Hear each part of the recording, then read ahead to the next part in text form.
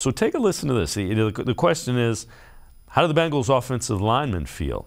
Ted Karras on how to deal with Myles Garrett, the success he's had, as well as the success the Browns have had against the Bengals.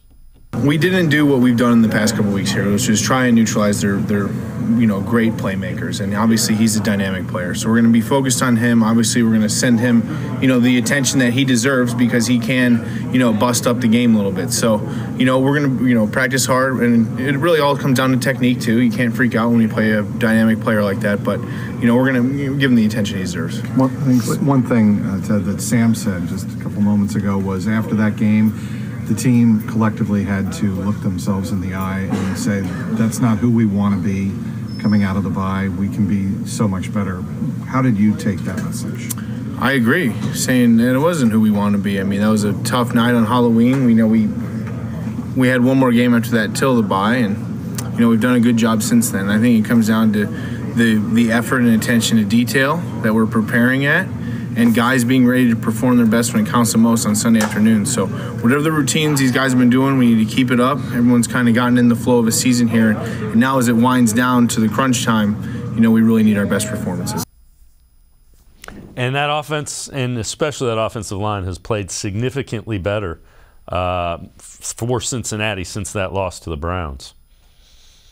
Yeah, they haven't gone up against a Myles Garrett, though. Like, they did do well against, T.J. Watt. And I say that because even T.J. Watt, you got T.J. Watt on the right side of that offensive line going up against Lael Collins. Like, we know what the problem is with the Bengals offensive line. That has not changed. And, they can say all the things they want about we're going to pay him the attention he deserves. The fact is, Myles Garrett's been a beast since 2017. That has been a very long time, right? It's not just now that we're discovering Myles Garrett is good. So if we think that they weren't paying attention to him any other week before when he was putting up these monstrous numbers against the Bengals, then we're fooling ourselves, right? That's not going to be the magical solution, which is, hey, we're going to finally pay attention to the other team's best player. That sounds crazy for me, for anybody to say when you're talking about somebody's seventh meeting versus your team. The solution for them, it's Jonah Williams has to play better. And I don't know if this is a matchup that Jonah Williams really, is there anything you can really do to help him schematically if you're the Bengals, just because this is their system, right? This is ultimately what they do, which is spread it out.